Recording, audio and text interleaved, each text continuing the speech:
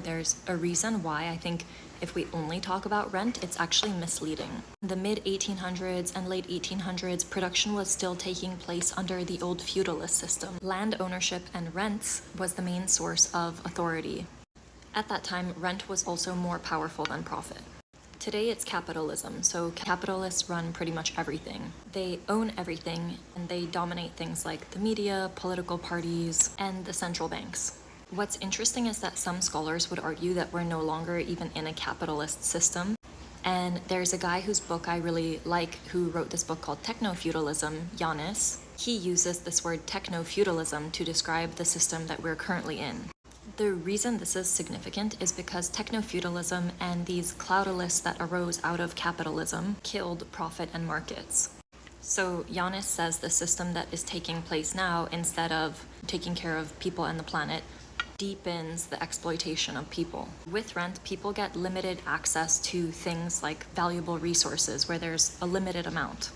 Profit flows into the pockets of these entrepreneurial people, for example, Steve Jobs when he invented the iPhone. When we saw these companies like Ford, General Motors, Toyota, Sony, and all of these other really big corporations you can think of, they started generating profits that outweighed rent.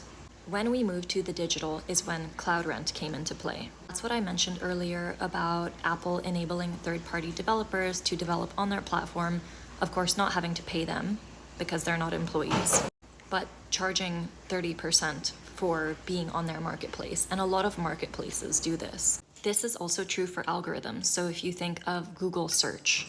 What changed is that the cloudalists were funded by central bank money and also venture capital, which meant that they increasingly didn't need to make a profit, especially in the beginning, in order to grow and expand across the globe. After 2008, the central bank unintentionally pumped a bunch of money into the economy, which replaced profit. Yanis explains that instead of the money going directly to people who actually needed it, the money went to the banks, and then these companies used the money to buy back their own stock. Basically, as a result, what we've seen is that profit is no longer the central focus. So what matters to cloudalists is not profit, but it's the opportunity to seize total market dominance. An example of this is in 2022, Amazon made sales worth $44 billion, but in Ireland, they didn't pay a single cent because they didn't post any profit.